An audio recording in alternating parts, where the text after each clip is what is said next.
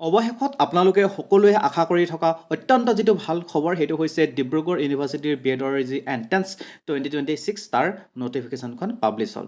নমস্কাৰ, welcome to জ্ঞান পোহৰ। আশা কৰিছোঁ আপোনালোক সকলো ভালে আছে। ইয়াতে আপুনি চাব পাৰিব আজি এই নটিচখন পাব্লিছ হৈছে। আপোনালোকৰ যিটো এণ্ট্ৰেন্স এক্সাম সেই এক্সামটো কণ্ডাক্ট কৰা হ'ব জুলাই 4 তাৰিখে আৰু সেই দিনটো হৈছে শনিবাৰ অৰ্থাৎ ছেটাৰডে দেই।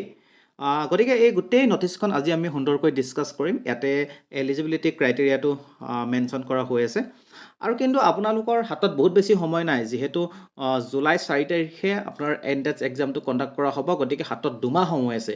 গতিকে এই দুমাহতে আপুনি গোটেই খেলখন খেলিব লাগিব। খেল মানে বেলেগ একো নহয়, আপুনি এণ্ট্ৰেন্স এক্সামটোৰ কাৰণে নিজকে এনেকৈ প্ৰস্তুত কৰিব লাগিব যাতে দুমাহতে আপুনি পঢ়ি শুনি এই বিএডৰ এণ্ট্ৰেন্সটো আপুনি ক্ৰেক কৰিব পাৰে আৰু ক্ৰেক কৰি আপুনি এটা ছিট ল'ব পাৰে। ঠিক আছে, ইয়াতে এতিয়া এলিজিবিলিটি ক্ৰাইটেৰিয়াটো চাব পাৰিব।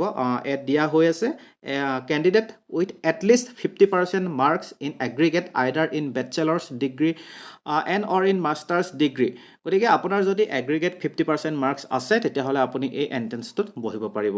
ঠিক আছে, তাৰপিছত ৰিজাৰ্ভেশ্যন কথা ইয়াতে উল্লেখ আছে, এইটো আপোনালোকে চাব পাৰিব। Relaxation okay in the eligibility criteria a relaxation of 5% in the qualifying marks or shall be provided to the candidates. যদি আপুনি SC ST OBC আৰু MOBC কেটেগৰীৰ পৰা বিলং কৰে তেতিয়াহ'লে আপুনি 5% মাৰ্কছ আপুনি কি হ'ব ৰিলেক্সেশ্যন পাব। ঠিক আছে, এতিয়া ইয়াতে এপ্লিকেশ্যন প্ৰচিডিউৰ কথা উল্লেখ কৰা হৈ আছে। আপোনালোকে ধুনীয়াকৈ এইখিনি চাব পাৰিব। আপোনালোকে কিন্তু এপ্লিকেশ্যনখন সম্পূৰ্ণ অনলাইন মোডত ফিল আপ কৰিব লাগিব। মই অৱশ্যে লিংকটো কমেণ্ট ছেকশ্যনত দি দিম, আপুনি তাত গৈ ধুনীয়াকৈ এপ্লিকেশ্যনখন ফিল আপ কৰিব পাৰিব। ইমানখিনি পঢ়ি নাথাকোঁ, একচুৱেলি যিখিনি ইম্পৰ্টেণ্ট সেইখিনি মই আপোনালোকক পঢ়ি দিছোঁ। ইয়াতে যিখিনি চেণ্টাৰ আপোনালোকে কোনকেইটা চেণ্টাৰত গৈ আপোনালোকে এক্সাম দিব পাৰিব সেইকেইটাও ইয়াত ধুনীয়াকৈ মেনশ্যন কৰি দিছে। যদি আপুনি ডিব্ৰুগড় হয় আপুনি ডিব্ৰুগড়ত দিব পাৰিব, যোৰহাট, গোলাঘাট, লখিমপুৰ, ধেমাজি, তিনিচুকীয়া, ঢকুৱাখানা, শিৱসাগৰ। গতিকে এইকেইটা চেণ্টাৰত গৈ আপুনি বিএডৰ এণ্ট্ৰেন্স এক্সামটো দিব পাৰিব। আপুনি কমেণ্ট কৰি জনাব, কমেণ্ট ছেকশ্যনত কমেণ্ট কৰি জনাব যে আপুনি ক'ৰ পৰা বিলং কৰে।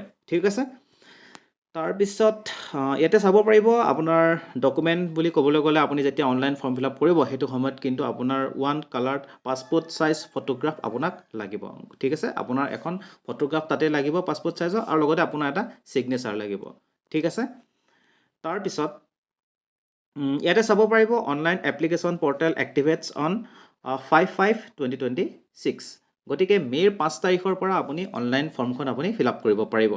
লাষ্ট ডেটটো হৈছে মে'ৰ 25 তাৰিখ। গতিকে 20 দিন সময় দিব। এই 20 দিনতে আপুনি ধুনীয়াকৈ ফৰ্মখন ফিল আপ কৰি আপুনি ছাবমিট কৰিব লাগিব। তাৰপিছত ইয়াতে দিয়া আছে কোনদিনাখন এণ্ট্ৰেন্স এক্সাম কণ্ডাক্ট কৰা হ'ব, এইটো আপোনালোকে দেখিছেই জুলাই 4 তাৰিখে। তাৰপিছত আপোনাৰ এণ্ট্ৰেন্স এক্সামৰ যিটো ৰিজাল্ট সেই ৰিজাল্টটো ডিক্লেয়াৰ কৰা হ'ব জুলাই 15 তাৰিখে দেই। গতিকে আপোনালোকে যেতিয়া সময় হ'ব ধুনীয়াকৈ আপোনালোকে ফৰ্মখন ফিল আপ কৰি আপোনালোকে ছাবমিট কৰি দিব।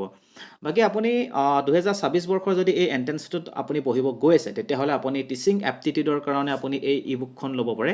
এই ই বুকখনত মই যোৱা 6টা বৰ্ষত ডিব্ৰুগড় ইউনিভাৰ্চিটি বিএডৰ এণ্ট্ৰেন্সৰ প্ৰিভিয়াছ ইয়েৰৰ কুৱেশ্যনসমূহ ডিছকাছ কৰিছোঁ। প্ৰিভিয়াছ ইয়েৰৰ কুৱেশ্যন মানে অনলি কিন্তু টিচিং এপ্টিটিউডৰ দেই, আৰু এক্সট্ৰা আহিব পৰা সম্ভাৱ্যপূৰ্ণ মই 300টা MCQ ইয়াতে অন্তৰ্ভুক্ত কৰিছোঁ। এনেকুৱা নহয় যে বহুত এগালমান MCQ মই ইয়াতে অন্তৰ্ভুক্ত কৰিছোঁ, তেনেকুৱা নহয়। যিখিনি একচুৱেলি লাগে ইম্পৰ্টেণ্ট হয় সেইখিনিহে মই ইয়াতে অন্তৰ্ভুক্ত কৰিছোঁ। গতিকে আপুনি যদি ইচ্ছা কৰে তেতিয়াহ'লে আপুনি এই ই বুকখন লৈ ল'ব পাৰে।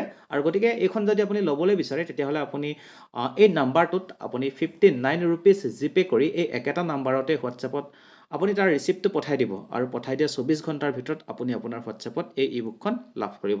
ঠিক আছে, বাকী আপুনি যদি আৰু কিবা ইয়াৰ ওপৰত জানিব বিচাৰে তেতিয়াহ'লে আপুনি কমেণ্ট ছেকশ্যনত কমেণ্ট কৰি জনাব।